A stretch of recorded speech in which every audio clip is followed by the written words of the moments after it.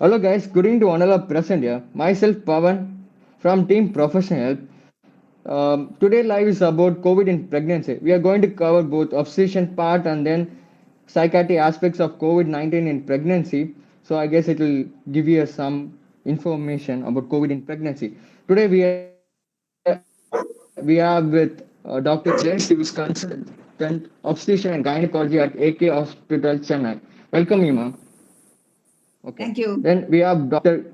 Divya Niranjan, who is IVF specialist at EMSS Meenakshi Medical College. Welcome you, sir. And then we have Dr. Anukartika, who is senior assistant in Department of Psychiatry in Meenakshi Medical College. Welcome you, ma'am. Thank you, Pawan. Okay. So over to you, Dr. Arjuna, sir.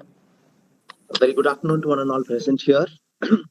Myself, Dr. Ardhanari, I will be conducting this panel discussion today. Very happy to be a part of this good initiative. That too, it falls on the anniversary of Professional Helps. I'm very honored and proud to say that I'm a part of Professional Helps. Can you hear me, ma'am? Am I audible? Yeah, you're audible. Yeah? Yeah. Okay. So the most important and highly protected group of individuals in the entire world will be women and children. In Indian culture, women and children are even considered to be gods. But are we equipped enough to safeguard our most precious pregnant women? Is the real question. Fear has started taking a breath away, but what is something that is actually that we can do to take away this aspect of fear? It is none other than a proper knowledge from the appropriate person. In case of COVID, it is vaccination. So let's get to know more about COVID-19 and pregnancy from the experts so that we can break the chain of ignorance. We need to understand from today's interview that COVID is prevalent throughout the world, but in India we are going through great amount of hardships because of this, and we've also are facing that women and pregnant women are experiencing more amount of problems in the second wave that we are going through currently in our country. So today let's have two aspects. We're going to see about the obstetric aspects of pregnancy during COVID situation and the psychological aspects of COVID during pregnancy. So I would like to move on to the interview. The first question will be to Dr. Divya Niranjan. Yes, ma'am. Can I ask the question, ma'am? Your mic is off, but your mic is not on. Can you say something, ma'am? Yeah, we are audible. Very good evening to all of you, and I'm so glad and proud to be a part of this webinar conducted by youngsters, especially who started this group 1 year back during this COVID lockdown initially. This webinar about COVID and pregnancy is definitely a learning experience even for us obstetricians as such, because each case has to be treated differently, and I'm really glad and happy to be a part of this webinar. Yeah. Thank you so much, ma'am. Thank you. So I would like to move on to the question. We know that COVID infection is being transmitted through droplets or through it has become airborne. When it comes to pregnancy, what are all the routes in which a newborn can acquire COVID infection from the mother who is COVID positive? And what are all the ways in which we can prevent this vertical transmission, ma'am? Okay. See, there are in COVID-19, there are only two major routes by which the infection can be transmitted from the mother to the newborn. This happens only after delivery, that is either after the cesarean section or a vaginal delivery. And as far as evidence says, there is no vertical transmission. That is, the virus does not transmit through the placenta. So what happens is after delivery, when the newborn is given to the mother, the infection can transmit only through respiratory droplet and contact transmission. And the main things that the mother has to keep in mind is that she has to be educated that the newborn also can be affected because she is in close contact with the newborn. And respiratory droplets can be prevented only by using a double mask for the mother And in case she is using, for example, a disposable mask, she should be using at least 5 to 6 masks every day. And if she's using a reusable mask, that is, for example, a cloth mask, then that has to be washed. And she should have at least 5 to 6 masks, which can be used every time she goes near the baby.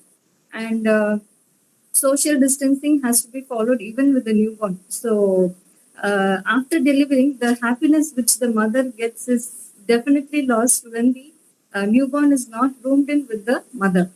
And uh, the contact transmission, that is through the hands. So, what happens is when the mother takes the hands to her face or to her nose and then she touches the baby again, this is another route through which the newborn can acquire the disease.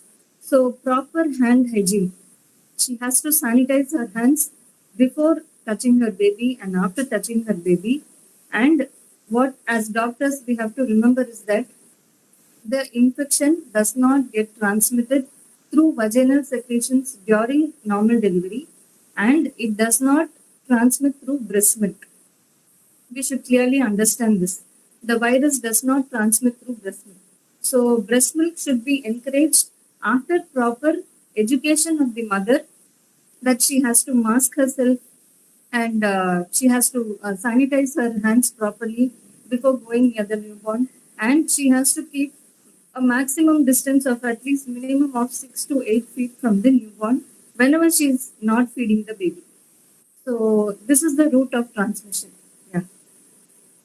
Thanks a lot, ma'am. It was very clear the way that you had explained, and it was very clear that uh, this particular infection does not get transmitted via breast milk.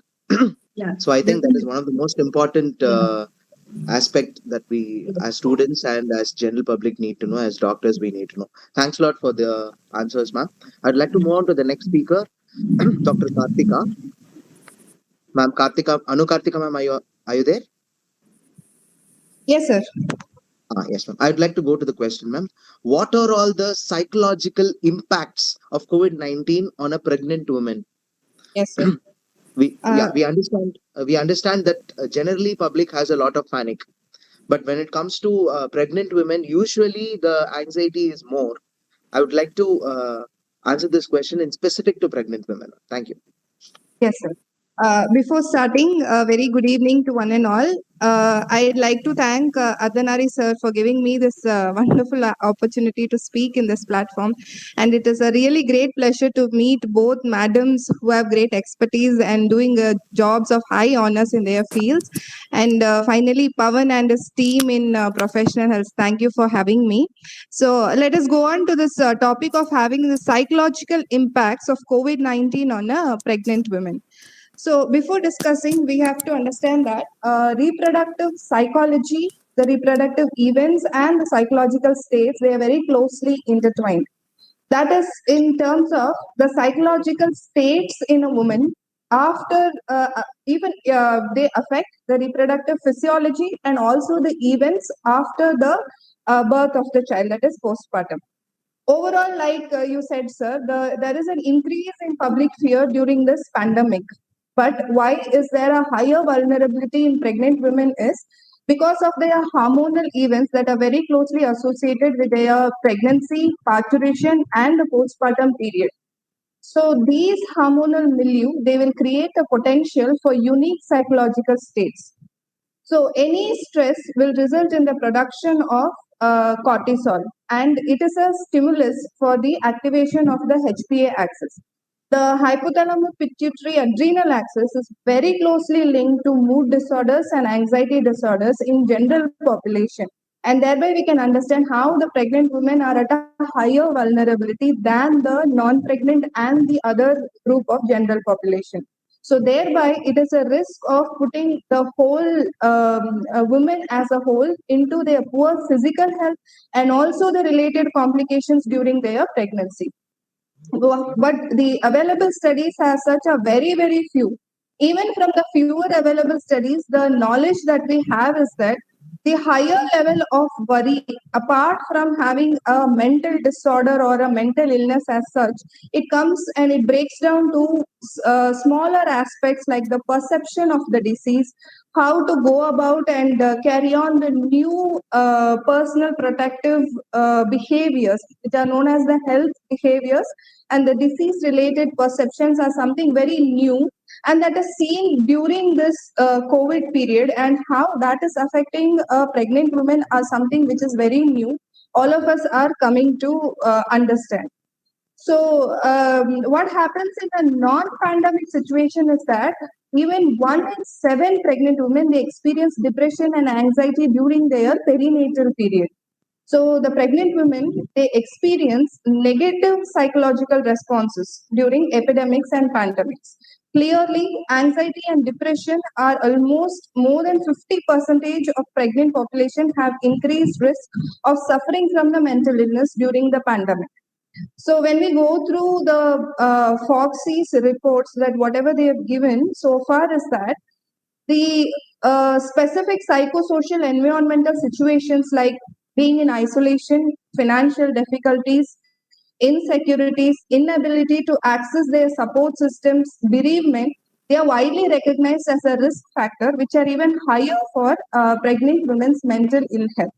So there is another very important, rather something which was actually hidden in our society is this COVID epidemic has resulted in an increase in domestic violence among women. Families can be a source of both support, but they can also be a source of stress also. If there is already a history of domestic violence, what has happened with the quarantine and lockdown is that there is an increase in the incidence of domestic violence in women. They've also reported that the National Commission for Women, they have reported an increased number of calls seeking help, especially in the first 2 weeks immediately following the lockdown. So when we understand motherhood, that is even postpartum, biologically it takes almost longer than 1 month for them to accommodate and understood what motherhood is to happen to get through the psychosocial adjustments. So that time period again puts them at a risk of heightened risk of developing a postpartum depression. So here in COVID, especially when we talk about perception as disease-related perception, the risks are something like an fear that develops within themselves. Am I at an increased risk of contracting the virus? If at all, if I contract, who is the first person I run to? How do I take care? What is going to happen to my birth of the child? So what are the complications that the child will have? So each and every second they are going through a lot of thoughts and perception. It is ultimately increasing their exposure towards stress and thereby causing a lot of panic, anxiety, and decreasing both their physical health and their psychological health. Apart from this, other factors that can actually contribute towards developing a depression will be something like non-modifiable factors are age, education, women who already have a child and now are going through the second pregnancy and right now are in this quarantine, lockdown, and infection epidemic time period. So there are evidences to say that elderly age group and those who have better education are having some protective factors because even the anxiety is helping them to follow the personal protective measures that they are supposed to take. So we know that exposing ourselves to more of very mal-information or misconception also puts us into anxiety. But at the same time, having a better understanding of what this illness is also helps them in following some personal protective measures. So it is something in between when it comes to non-modifiable factors like education and age. While the other factors similar to a non-pregnant population, pregnancy-related complications like pregnancy-related hypertension or gestational diabetes, obesity, or any seizure disorders associated, any heart disorders associated with pregnancy, they are identified as a significant risk not only for the physical health, but also for the mental health. The only thing is that can help them during this time period is having known, understanding their own resources, what is their general coping mechanisms that they have had during stressful time periods. And the second most important thing that can help them through this period is the family situation, converting them into a support system, even though they are at a social distancing, to just understand it as a physical distancing, but socially being connected. So all these kind of factors, environmental and psychological factors, are the ones that are going to help women go through this extremely important pandemic period. Thank you so much, ma'am. It was very extensive and clear. I would like to move on to the next question. Next question will be to Jayashree, ma'am. Yeah, go ahead. Ma'am, in general, yes, ma'am. In general, hypothermia has some amount of teratogenic effect, but now it is said that COVID-19 itself has an ability to cause hypothermia. So, should MTP be an indication for early pregnancy for mothers who are turning to be positive? As in, say, for example, because of this situation, if a mother turns, I mean, if a person turns to be pregnant or finds out to be pregnant, is this an indication for medical termination of pregnancy when the mother is COVID positive? Actually, a large cohort study was done in Denmark, and they found that hyperthermia per se was not related to any increase in congenital abnormalities. At the end of the study, over a period of 6 years, they found that the percentage of congenital abnormalities was only about 3.7%, and that is the normal for congenital abnormality rate in any country. So there is no question of the child becoming, getting a congenital abnormality because of hyperthermia. So, and ICMR, what ICMR tells us, they say that currently there is no evidence that the virus is teratogenic, and there is no role or currently there is no indication for medical termination of pregnancy. That's what the ICMR says. And yes, we follow that. Yes, thanks. Usually, ma'am, the drugs that we give during pregnancy itself is very limited. As in, we'll be very cautious in using drugs. So currently, it is being said that acetaminophen is one of the drug that is being used. Is there any evidence that we can use acetaminophen for treatment in such patients who are having COVID positive and turn out to be pregnant? Acetaminophen, popularly in our country, it is called paracetamol. And there is a short phrase which goes along with it, from cradle to grave. So from that very phrase, we can understand that it can be used very safely in any person, even a pregnant woman. So we don't have to restrict ourselves to using paracetamol. Would you advise the patient to take paracetamol orally, or is there a necessity for them to take it parenterally, ma'am? Is there any difference between the two when it comes to pregnancy? Oral is good enough. Oral is good enough. Why would you want an invasive procedure for that? Oral is good enough. Yeah, in case, because there is a little bit of as in taboo among people that when you are COVID positive, when you take injections or injectables, usually there is a lot of hazardous effects. That is what general population is bringing out. All because of this influence of media and WhatsApp messages, we get to misled a lot. So that's why I just wanted to ask that question, because there is no difference between somebody taking paracetamol parentally or orally. No, there is no difference. Yes. So it is safe during pregnancy to take paracetamol. Yeah, it is safe. Thanks a lot for the question. And I'd like to move on to the next question. It will be to Dr. Anukartika. Ma'am, could you please tell us about the psychological outcome of a pregnant woman who has been diagnosed to have COVID positive? Yes, sir. Sir, to answer this as such, biologically, if we ask if COVID directly causatively causes any depression, anxiety, or psychosis, is highly unlikely. But there are also no evidence at all. There is no study to say any causative factors. As such, we know any mental illness will have a multifactorial development, causative factors. But as such, right now, we do not have any evidence to say that. But there is a rise in already known psychiatric risk factors. So I would like to say a few of them which need mentioning. That is, the prenatal and the perinatal time period has a higher incidence of anxiety disorders, in specifically generalized anxiety disorder, which is most common. And sleep disorders are the other group of disorders that pregnant women they commonly face, even if the situation was normal, and especially when they are facing a COVID positive status, the panic and the constant ruminations about how their outcome in their pregnancy is going to be will put them at a risk of developing sleep disorders. And yes, postpartum blues are something very transient that most OGCians, everybody will know about it, that can be helped even without contacting any expert advice.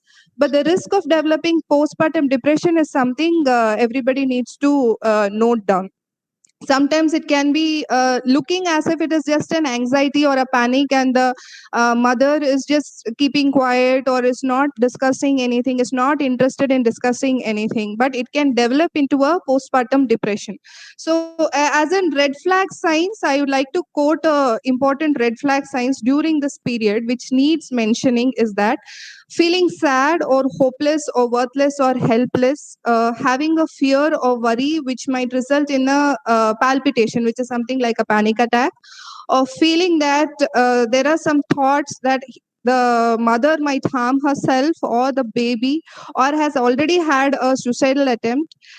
Another group of disorders which is known as the obsessive compulsive group of disorders, which is hidden in this scenario, is that having some not the classical cleaning and washing obsessions that we see in the general population. It is in a rise in the pandemic, but the classical difference in a postnatal woman is that having aggressive obsessions, sometimes they might be very much unwilling to reveal it to the experts, to their own doctors also. They may not reveal it because these thoughts are very intrusive and they are very stigmatizing, so they refuse to come out with this. So the simple understanding is that we should already enter into a phase that these kind of disorders are known in pregnancy and they are in a rise due for this time period, and we volunteering to ask them if they are suffering from any kind of this symptoms, and options of offering some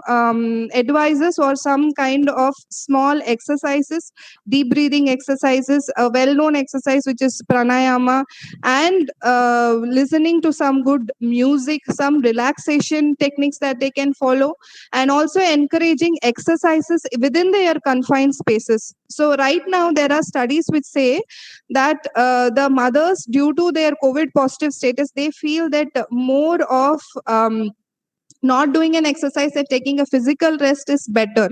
So these are certain misconceptions that they can discuss with their logicians, and we can say that even within the confined spaces they can improve their exercises. Even in isolation they can continue to do their exercises, small walks within the house, because it also improves their mental health. So apart from any new kind of mental disorder, if it is at a rise, there is nothing new to be known, but already known mental disorders are in a rise. Thank you. Thank you so much, ma'am. So it is very evident that more than the patient coming and then telling, it is the doctor's responsibility to screen the patient whether the patient is having or developing any anxiety or depression or any other psychiatric comorbidity during this pandemic.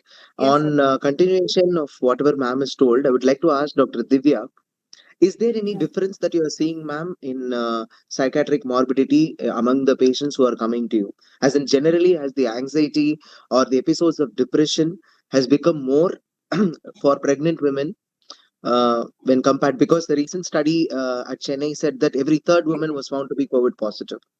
So that usually increases the Usually pregnant women have a lot of stress, and this particular scenario now, this infective scenario, has increased and contributed to much more stress factor. So are you feeling that COVID-19 has actually increased the incidence of anxiety or depression among pregnant women? Okay. To be frank, Dr. Ardhanari, I am actually at our center, we are not handling COVID positive pregnancies. Usually we refer them to a higher center where there is ICU care and all available. But the information which I've gathered, and when I see patients who are COVID positive and pregnant, definitely their level of panic increases, their anxiety increases, and their fear that something may happen to the baby. And so family members, whether they will complain that because of you, the baby will have some problem. So definitely their anxiety level is 100 times more when compared to a normal pregnancy. So, and family members also, some people are supportive and some people are not supportive at all. So definitely these pregnant mothers need proper counseling and proper education of the pregnant mother, and after she delivers also on how she should be handling the baby. Their fear of the infection, that is the major thing I think which has to be addressed at this moment. Yes. So Thank you so much. Thank you so yeah, much for your wonderful answer, ma'am. I feel that prevention from the disease is much more important today yes, rather true. than worrying about it. I Again, want to ask one small question to Dr. Anu. yes, ma'am. Yeah, can you summarize, Dr. Anu, what are the things that we have to look out for when she's pregnant and she's having COVID positive? What are the, say, like you said, sleep disturbances, anxiety, depression, anything else that we have to look out for? Yes, ma'am. Actually, ma'am, as such, if you take the depression signs and symptoms, it can range broadly from feeling low and just Okay. not feeling okay, less interest in doing some. Otherwise, if you ask them, they are fine. There are certain factors which are known as red flag signs where they are actually feeling helpless. I feel I'm alone. The terms when they say that I don't look anything good in the future, and constantly crying where they are not getting any words to express how they are feeling, maybe some factors that tell us they need an immediate attention or referring to a psychiatrist or a psychologist for a counseling. And especially specific question that needs to be asked about is the suicidal ideas, any intent that is going on in their mind, any thoughts that they feel that they might harm their child, or any thoughts they feel that they are not looking, the child's future is not looking that good. Even these kind of a negative words when they utter, it actually means that they will need some kind of an immediate attention, ma'am. Okay, okay. Thank you so much. I would Yes, like to add ma'am. one small point to whatever ma'am has told, ma'am. Usual excitement that you see for a pregnant woman, if that is lacking, it means that is a warning sign. Okay, okay. Rather than the Right. anxiety, if you eliminate the anxiety, usually when somebody becomes pregnant, they'll have that element of excitement. Yeah, When you yeah. see that is not there or when that is less, maybe you can consider that. So moving on to the next question, I would like to ask the question to Dr. Jayashree. Yes, ma'am. Can I ask the question, ma'am? Jayashree, ma'am. Yeah, go ahead, go ahead. Yeah. Could you please tell the signs and symptoms and complications of COVID-19 in pregnancy, ma'am? Yeah, the most common symptoms are sore throat, cough, fever, fatigue, body aches and headaches, loss of smell or taste, and shortness of breath. These are the common symptoms. And of course, you have, apart from these, you have complications in any individual, not pertaining only to a pregnant woman. These complications are pneumonia, thrombosis, acute liver, kidney, or cardiac damage, septic shock, chronic fatigue. These are common complications. But when it comes to a pregnant woman, she has specific complications. Like, yes, she can land up with pneumonia. That is one which is pretty common. Apart from that, yeah, she can have preterm births, which is pretty common. And in women who are already diabetics, or they develop gestational diabetics, or who develop hypertension during pregnancy, these risks, they definitely tend to become more aggressive. Yes, ma'am. And Thank you so much, ma'am. Yes, ma'am. yeah, preeclampsia, an Oxford study, what they found was, they found that respiratory complications like pneumonia definitely was more common in the third trimester of pregnancy. Preterm labor was common, preeclampsia, infections, and an increased incidence of admission into ICUs. They found all this very common in pregnant women. Thank you, ma'am. In secondary to we were talking about the preterm labor and all. So I'd like to ask a question regarding that. So what are the tocolytics that you can be giving during when a patient who is COVID positive turns to get into preterm labor, ma'am? So which tocolytic will you avoid and why? Fine.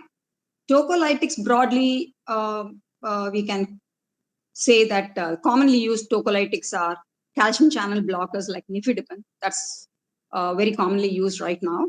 Magnesium sulfate is another drug that can be used. Indomethacin, it hasn't got much of side effects or complications or contraindications rather.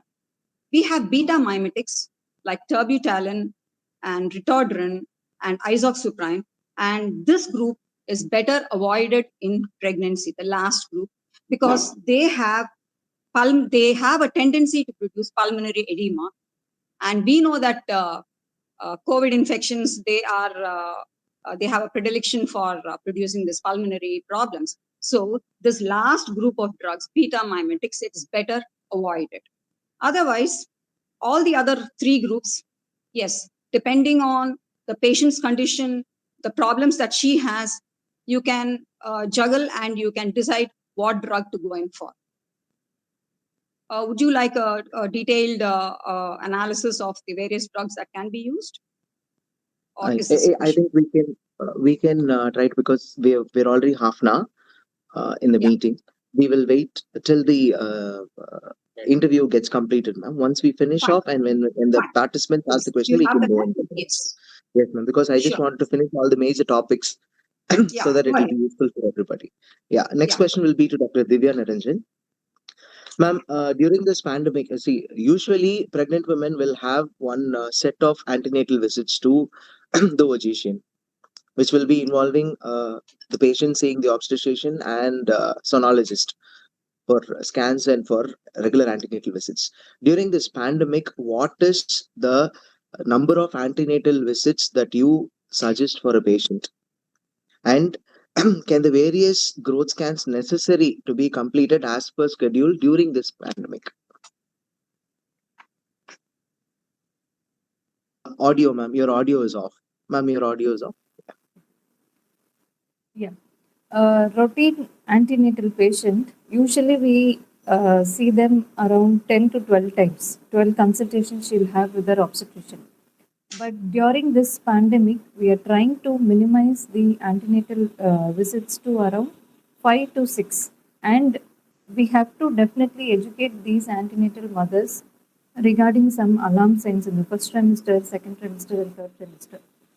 And these alarm signs, for example, if she's having hyperemesis, that is, she's vomiting more than 3 to 4 times in a day, and she's taking some drugs to control it and it's not getting controlled, then she has to contact her doctor.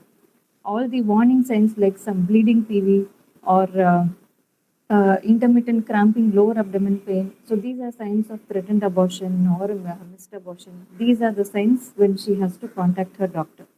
In the second and third trimester, same. Any history of bleeding PV, leaking PV, or intermittent abdominal pain, decreased fetal movements, we have to educate these patients to contact the obstetrician immediately in spite of the restriction in the consultations. So some patients think that, oh no, we should not be going to the doctor at all, we should not go out at all. So that is not the scenario when it comes to obstetrics. We are always open and we never refuse to see any antenatal patient. We want to keep track of them, especially all those who are having some risk factors, for example, diabetes or hypertension, or she may be IVF pregnancy, or she may be she may be carrying twins or triplets. So all these risk patients, Usually, we see most of the antenatal visits, but according to the ICMR, the antenatal checkups are limited to the 12 week scan, that is the NT scan, 20 weeks to 22 weeks, that is the anomaly scan, 32 weeks and 37 weeks growth scan, and whenever necessary, you ask them to come for a checkup. And ICMR has also categorized some patients who are having symptoms. For example, if a pregnant mother calls up the clinic and tells you, ma'am, I'm having some cough and cold, should I come and visit you? Or when should I come and visit you? So you definitely, it's our duty to guide them, ask them to take a COVID throat swab. If it is positive, isolate her for 14 days. You ask her to come for a consultation after 14 days. And in case if the pregnant mother is in isolation because some other household member is positive for the disease, in this case also 14 days later she can come in for a consultation. And for example, if a pregnant mother has already been affected by COVID, this was like some 1 month back. Again, she has symptoms of some cough, cold, and sore throat. We definitely have to suspect COVID again in these women, and 14 days isolation should be followed. And for example, any antenatal mother has not come for her checkup for at least more than 3 to 4 weeks. Then now the family welfare system, that is Health and Family Welfare Department in India, is so strong. They are registering all the pregnancies in the government hospitals. Once the patient crosses 12 weeks, all the pregnancies are registered. So the local ASHA worker or ANM worker is supposed to go and visit her, pay her a home visit with the proper PPE and protection for herself. So this is what has been suggested by the ICMR regarding the antenatal visits. And definitely, obstetricians, we never refuse to see ultrasound for the baby because all these scans are very important.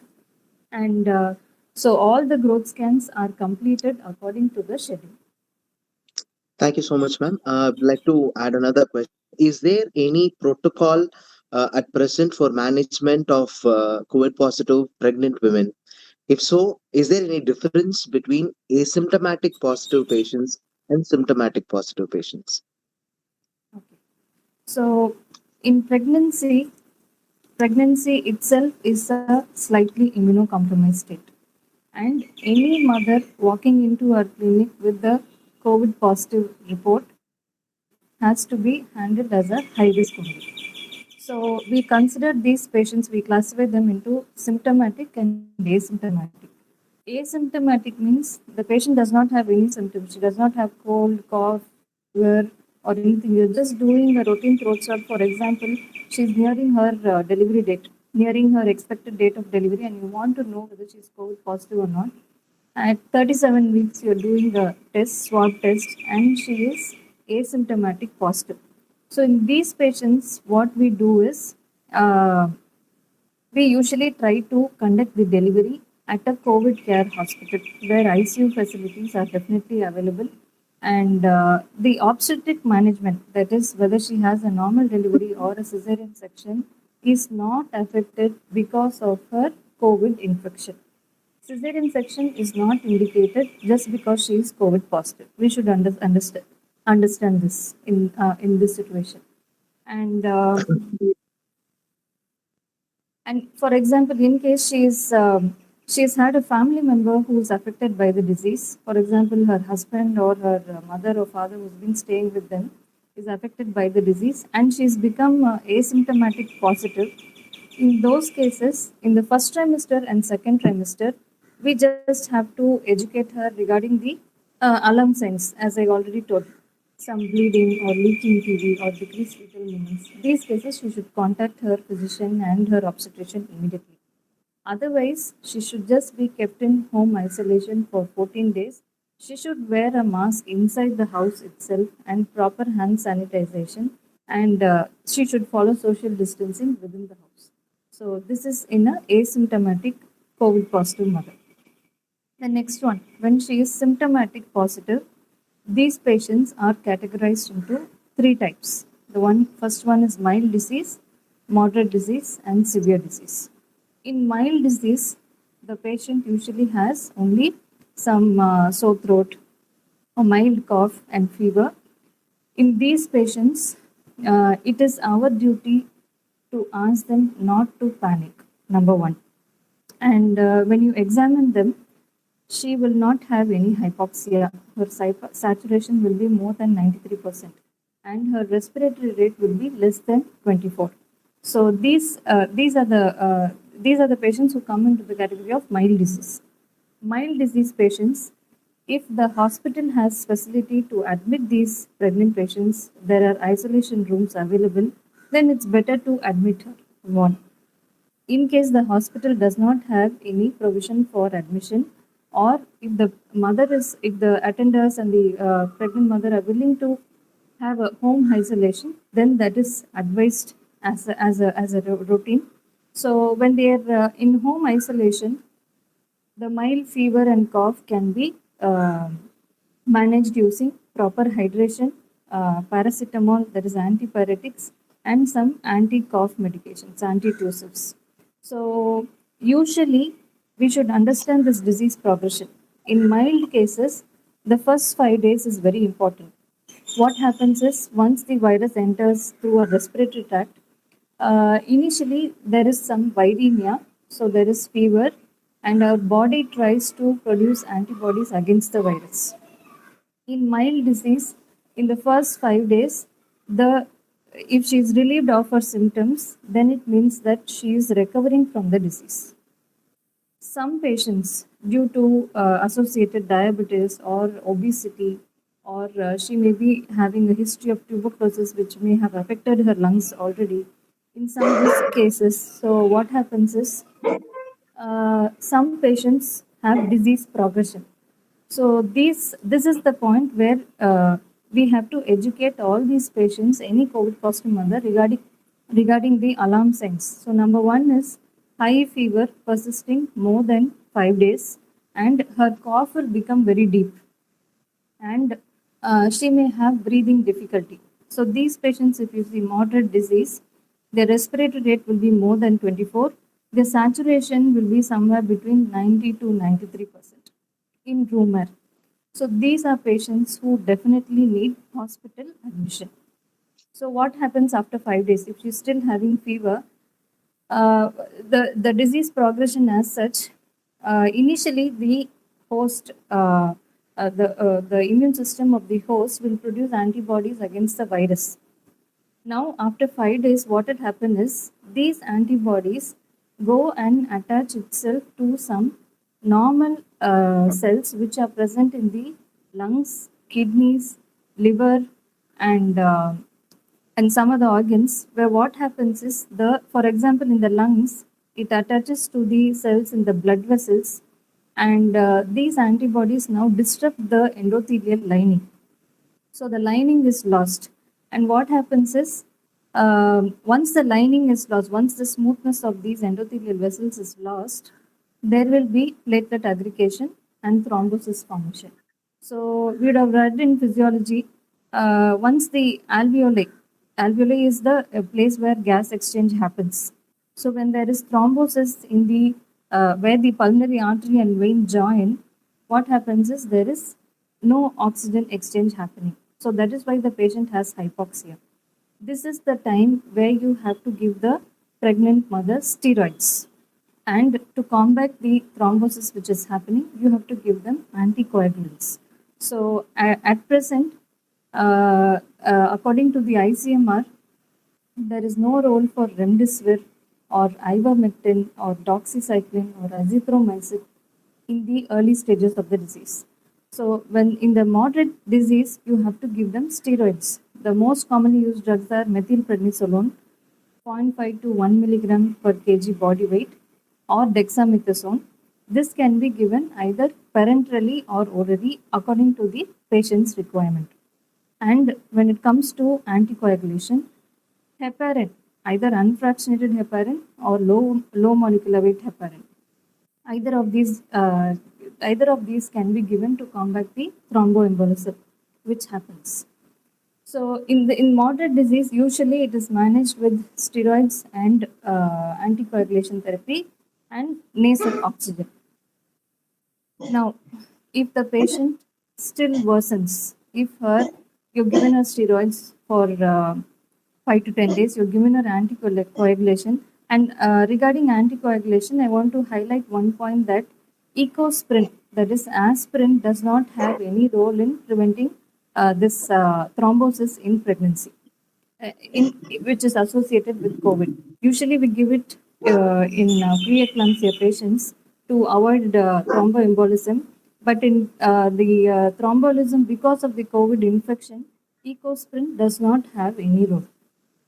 So now, if the woman is in admission, you're monitoring her saturation and her respiratory rate, and if your saturation is less than 90%, and if her respiratory rate is more than 30, she is worsening. So in these conditions, we have to give them a non-invasive nasal oxygen through a mask, which is something like a helmet, So it will be tightly attached to her nose and her mouth. Or you can use high flow nasal oxygen cannula. These two things we can use. In case she is not able to tolerate these two methods, then as a last resort, we plan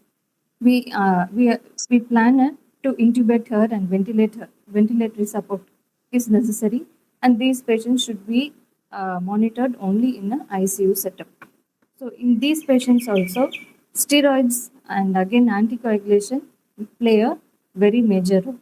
And we should understand one more thing regarding steroids is that steroids, for example, a COVID positive mother is coming, or any COVID patient for that matter, if they're coming in the first initial 5 days of their symptoms, and some patients have some phone consultations, or they go to the counter they take over the counter medications.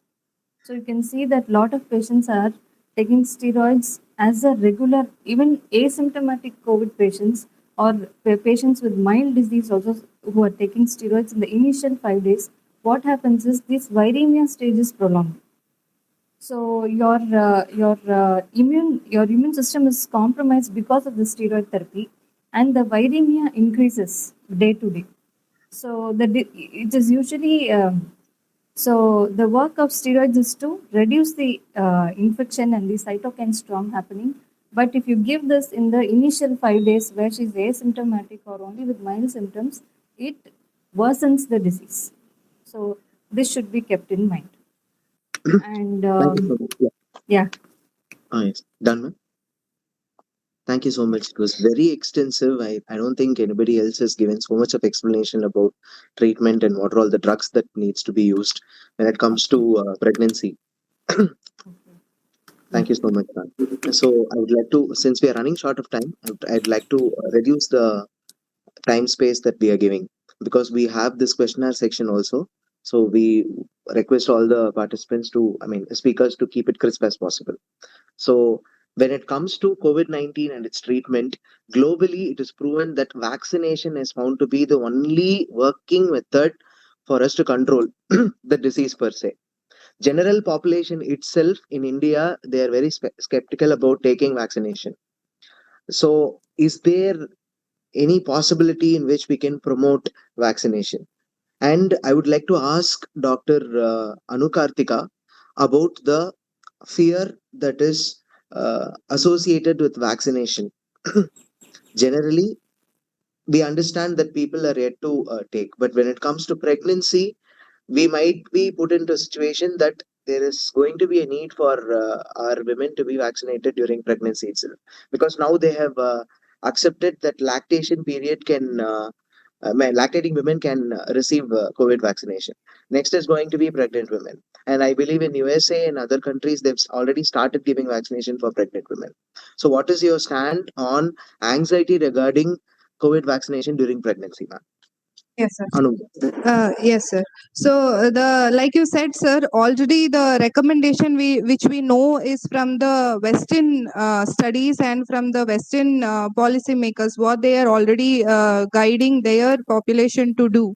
And right now there is only hesitation that is there for receiving vaccination from the population point, and also from the government point of view, they have not yet given as the facilities to actually vaccinate the pregnant women. They have not told whether we can vaccinate them or not. For lactation, yes, they have given us a green signal to start vaccination for lactating mothers. Like you said, sir, there is one survey which has been done in different countries worldwide to understand whether there is actually hesitancy to what is the level of hesitancy that each country is having in receiving the vaccination, and what are the top reasons for their reluctance. So from that, what we know is India doesn't fall under the category of hesitating much to receive vaccination. Actually, there is a very good percentage who would actually accept the vaccination even in pregnant women. This is some kind of an information that should reach the policymakers and the government to say that the population is not at being reluctant to receive the vaccine. They are actually in favor of receiving vaccination. Especially this is the group of people. The study has been done in pregnant, non-pregnant, and also in the rest of the population. That is the general group of population also. In all of that, once the mother is able to understand that the vaccination is a protective factor, even the word, anything that would put as a protection for the mother at any point in time, they are willing to accept it. So if you say that washing your hands protects you, wearing a mask protects your child, they are very much compliant with that. They want to follow it and they want to become that protective fear. So this is some kind of an evidence that needs to reach the policymakers, that is supposed to reach the government in saying that the acceptance, if you say that the vaccination is more safe for the pregnant women, can help them. But on the other side, if there is a fear, if there is a group of people who are actually fearful to receive the vaccination, there are top three reasons that the surveyors have come up with. One is the thought that they are actually exposing the developing child towards its harmful side effects. Second thing is they are concerned whether the vaccine is approved for any other political reasons, which is not actually protective, but it is just being marketed. And the third reason is that the effectiveness and the safety of the vaccine, the data is actually lacking to say which vaccines are actually protective, which vaccines can have more side effects. These are the three factors that surveyors have found. But the percentage of women who fall under the category of thinking in this negative side is less. The percentage is actually around 40%. So I'd like to say, for our knowledge, the strongest predictors of COVID vaccine acceptance are confidence that the vaccination provides safety and efficacy, belief that this is important for myself and for my child, a confidence that in other routine childhood vaccinations. So receiving polio vaccine, receiving DPT vaccines, that confidence also improve the confidence towards COVID vaccine. Worry about the COVID infection more and lesser towards the vaccination, and the trust in public agencies and the compliance with the wearing a mask and following other hygiene methods. If they are compliant with that, they are more compliant with the vaccination. So if right now I have just read that there is a notification that has been sent to allow vaccination for pregnant women also in India. So if at all in the near future, if the pregnant women are allowed to receive their vaccination, the first thing that they should do is go to their primary healthcare provider, just get clarification and get rid of the myths and the misconceptions that are related to the vaccination. Just mere increase in knowledge about receiving vaccination and how protective it is itself will improve the vaccine acceptance, and it can reduce the fear towards contracting any kind of an infection secondary to vaccination. So that is a myth that is developed, and clarifying that with a primary healthcare provider is the first step. Second is the family that can be supportive even during this time period. So if at all they are suffering from some kind of an illness, the immediate relationships that they have with the family is going to be very supportive. So developing an improved knowledge about the vaccine, it is not just the healthcare providers and also the policy makers that have to be get involved in improving vaccine acceptance in our country. So that is my stand in this particular topic, sir. Thank you so much, ma'am. I have a question for Jayashree, ma'am. Yeah. Yes, ma'am. Is like how Anukartika ma'am told about the fear regarding vaccination. Is there any recommended vaccine that you would say for pregnancy, ma'am? Because there is a lot of fear that vaccination causes thromboembolism and thrombosis in Yeah. many patients, and pregnancy itself being hypercoagulable state. Is there any one vaccination that you would recommend for taking during pregnancy? In UK, Pfizer and Moderna are recommended for pregnant women. Okay. Here, yes, if we have the facility to give Pfizer vaccine or Covaxin seems to, we haven't seen much of thromboembolic manifestations with Covaxin. We have seen more of this thrombus formation and complication with Covishield vaccine. So definitely Covishield should be avoided. And yes, it is being avoided in the UK also.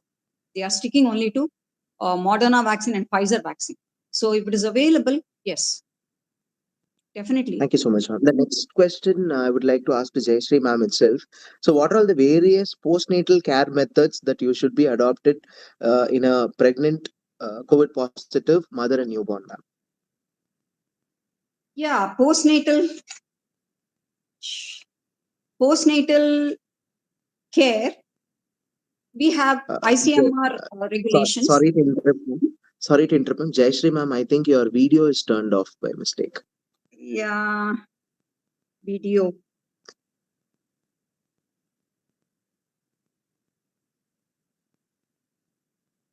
It's okay. Anyways, you're audible, ma'am, so you can answer. It's not an issue. Thank you. Yeah. See, ICMR regulations, what they say is segregate the mother and the baby. If the mother is COVID positive after her delivery, segregate the mother and the baby.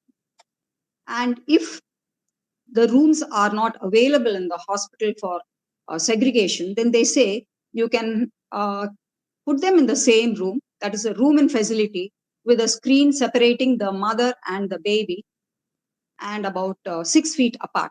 That's what ICMR says. And they say that expressed breast milk in case of the baby being put in a separate room. Yes, expressed breast milk would be used to feed the baby. But if the mother insists that she wants to feed her baby, in that case, yes, with all the precautions like the other doctors already spoke about, wearing a mask and keeping your hands sanitized. And yes, you can feed the baby. That's what the ICMR says. But thank you. Yeah, yes, ma'am.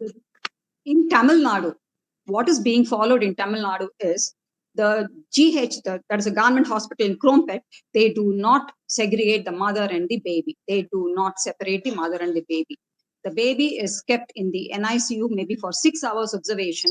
And after that, the baby is handed over to the mother and she is allowed to breastfeed the baby. She is allowed to handle the baby. As usual, she has to use a mask and she has to keep her hands sanitized. That is what is being done in GH, Krompet, and that's what is being done in Krompet. So, and they have not, for the past 1 year, the Krompet GH, they have not found any complications in the newborn just because the mother, COVID positive mother has been handling the baby. So that seems good enough. Thank you so much, ma'am. The last question will be for Dr. Anu, ma'am.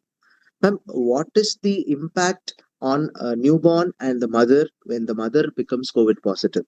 Yes, sir. So this is something very important that we need to know, because, like before, there is nothing specific the COVID infection is going to cause or change the whole biology of mother and the child relationship. And like previously, the Ogicians, both madams have clearly said that there is no transmission as such that can affect. So, what are the kinds of impacts that the newborn can have is, if the mother is already suffering from an anxiety or a depression anywhere during her antenatal time or perinatal or postnatal time, that can really affect the obstetric outcomes, it both in terms of the development of the child and also the adaptation of the child to the new situation. So stress, prenatal stress, can affect both directly and also indirectly. So how indirectly it can affect is, it can interfere with the bonding that can happen with the mother, which is one of the prime need of the child, because immediately when the child is born, the only known knowledge or the known intellect that the child can have is developing a bond with its own mother. So the attachment difficulties, and thereby it can have repercussions and long term consequences in a developing newborn. There are problems that can develop, and really any kind of a stress, and this COVID is really a tremendous stress that everybody is facing.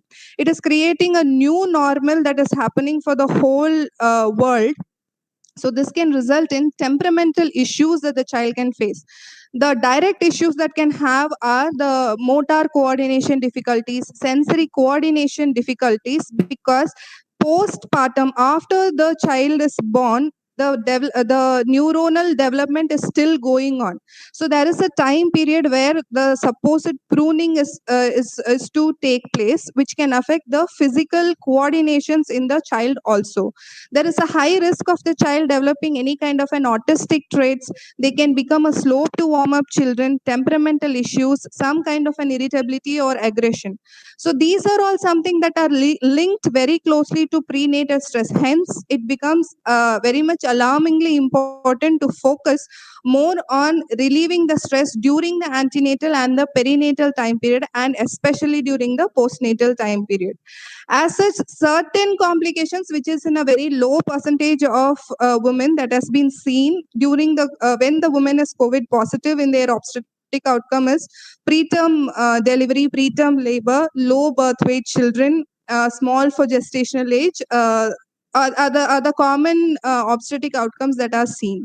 The psychological outcome I would like to stress more is, when the mother becomes COVID positive, asymptomatic, mildly symptomatic, they need to discuss with their obstetrician whether they want the child to be along with them, rooming, that is co-locating along with them in the same room, or is it okay for them to be separate in the child can be in an incubation and the mother is in isolation.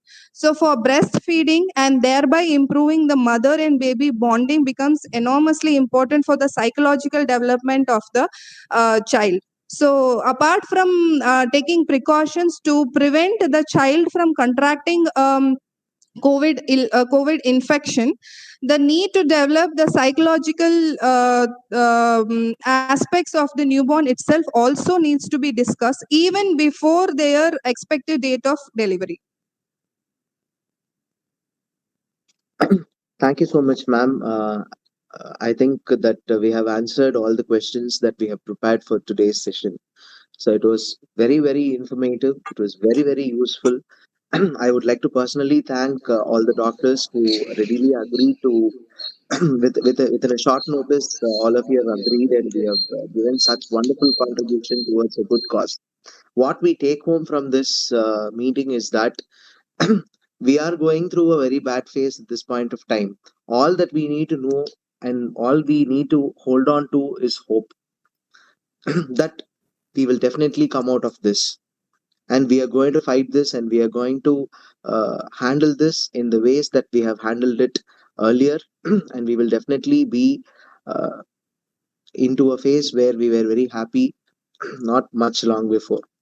So I would like to reassure all the people who are saying that for any problem that we are facing today, there is a solution, and we need to constantly keep ourselves marching towards something better.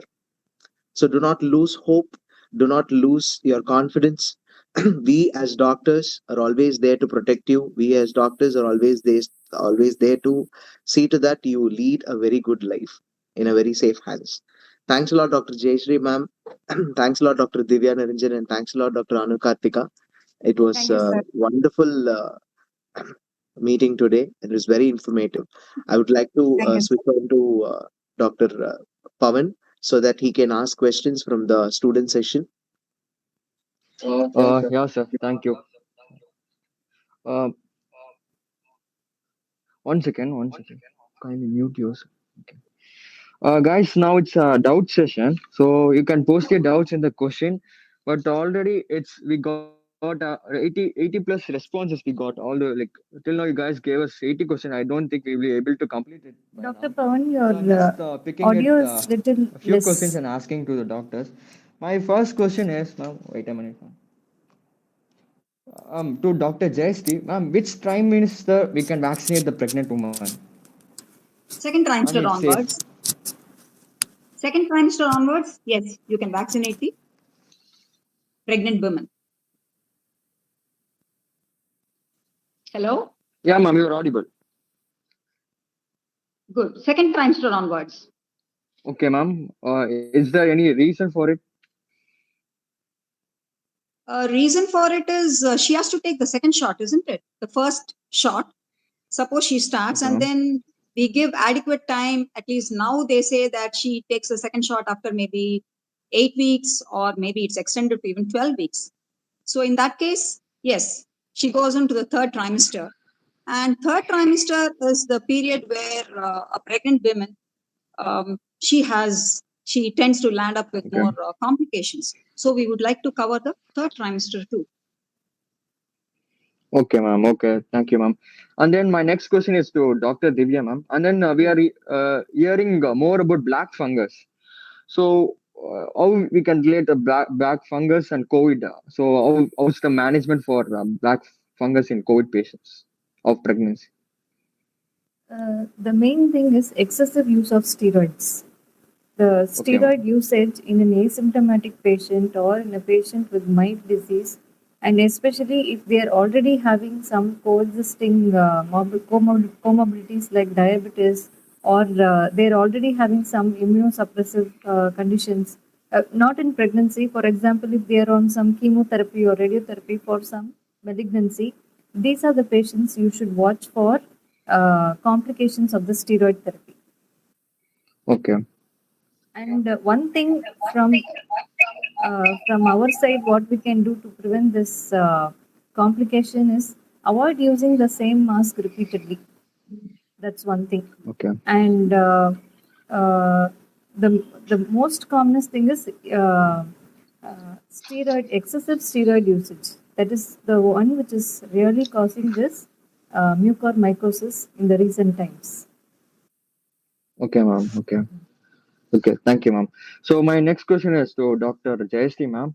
So is that advisable to take CT scan in pregnant patient now? Like we are seeing now, like for diagnostics of COVID, we are taking CT scan. So is it advisable for even for pregnant women? Yeah. There is no contraindication, provided you protect her, you shield her pregnancy. Yeah, she can go in for a CT scan. It's not contraindicated. Okay, ma'am. Okay, I think we'll end the doubt session. So Dr. Arthana, would you like to summarize? So wait a minute. Thank you so much for giving such a wonderful opportunity. Yeah. Okay. Am I audible? Am I audible for everybody? Your voice is low, sir. 1 minute. One minute.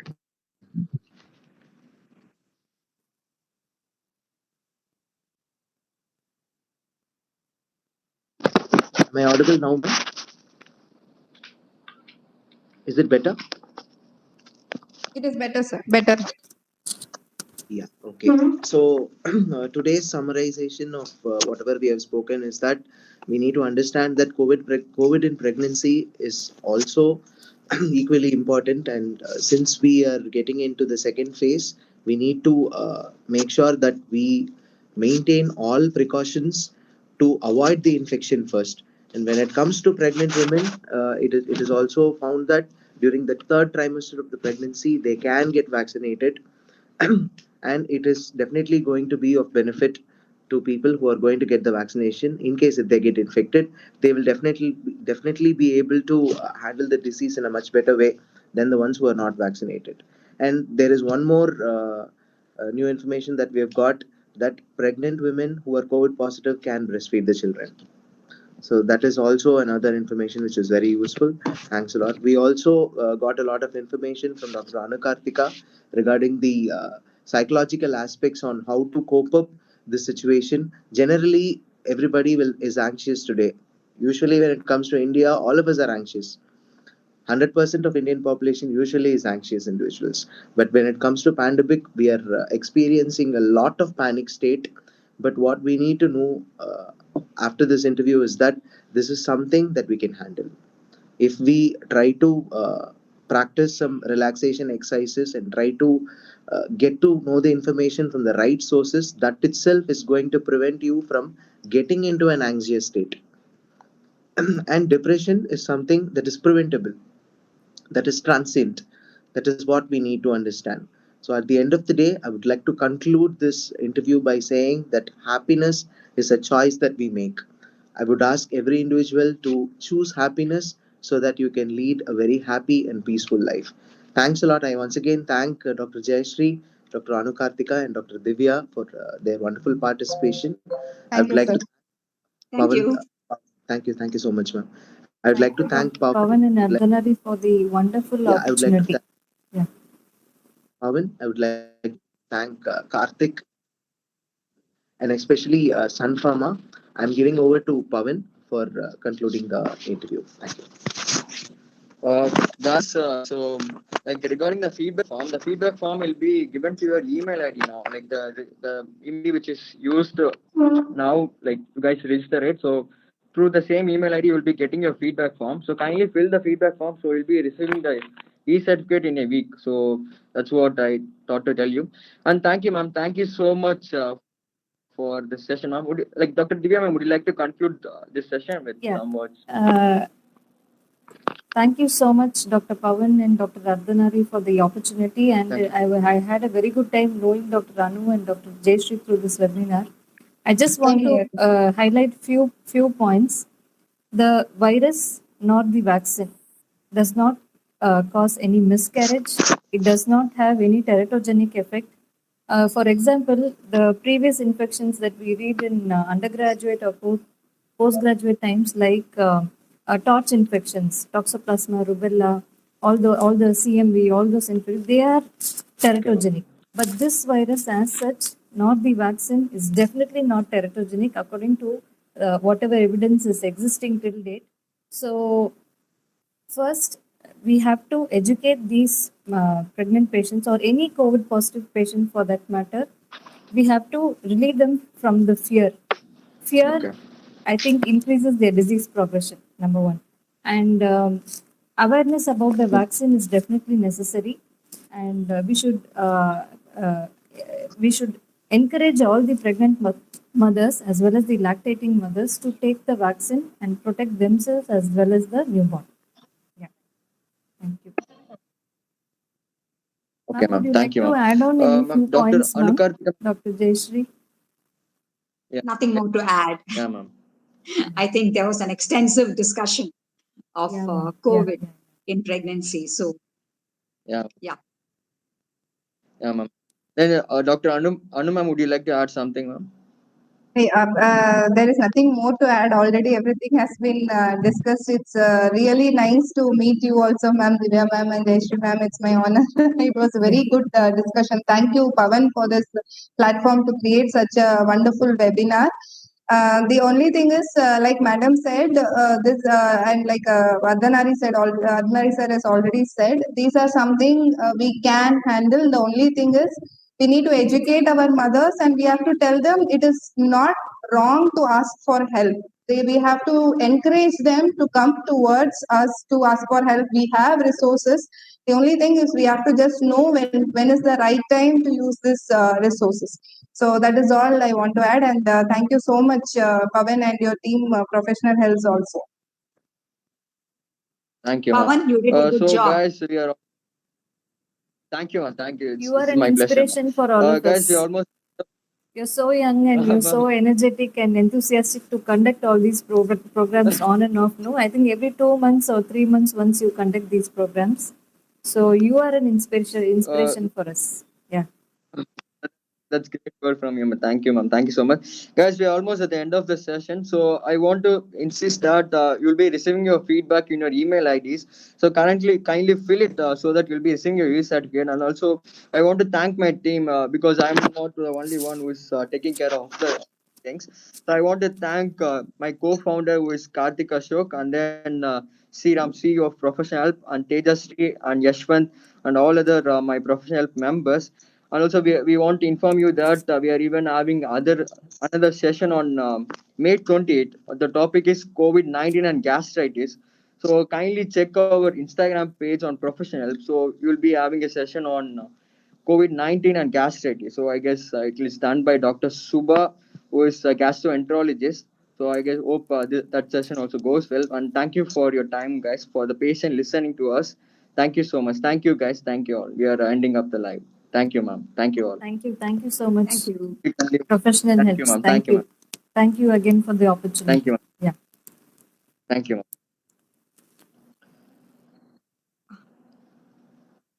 How do I go off the screen?